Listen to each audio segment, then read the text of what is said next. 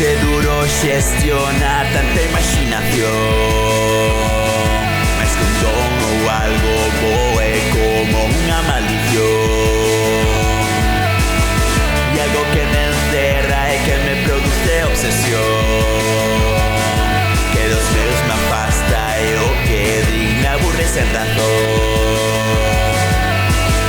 Caminando todo o día pola rúa, a pensar en mil movidas e rayaduras. O semáforo vermello baixo a lúa, imaginando outras mil vidas e aventuras. En Hollywood ser un actor, dos comediantes ser o mellor, o cantor fronte ao millón. Todos os meus temas, ideas que morren no me machine. Por non arriscar ningún paso, din en verde esta e non me movín. Benvido ao meu mundo, que non cara un puto segundo, imaginando que ainda estamos xuntos. O ficticio corre a confundo. Sempre me protexo nunha cuncha emocional, nunha cuncha emocional. Vivo sen vivir en min porque todo me sae mal, porque todo me sae mal e non quero molestar. Vivo sen vivir en min, nunha cuncha emocional.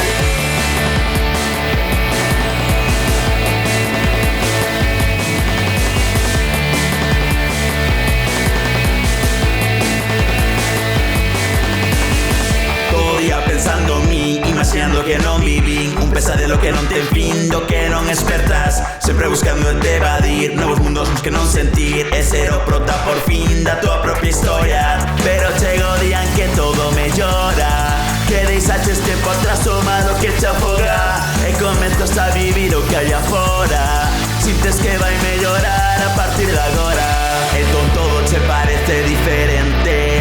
Outra vez te importa o que che diga xente. Enamoras dunha moza e de repente no primeiro bico veñes echamente.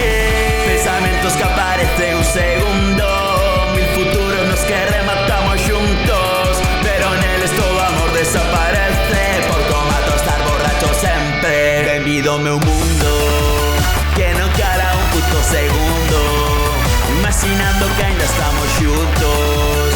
O ficticio corre a confundo.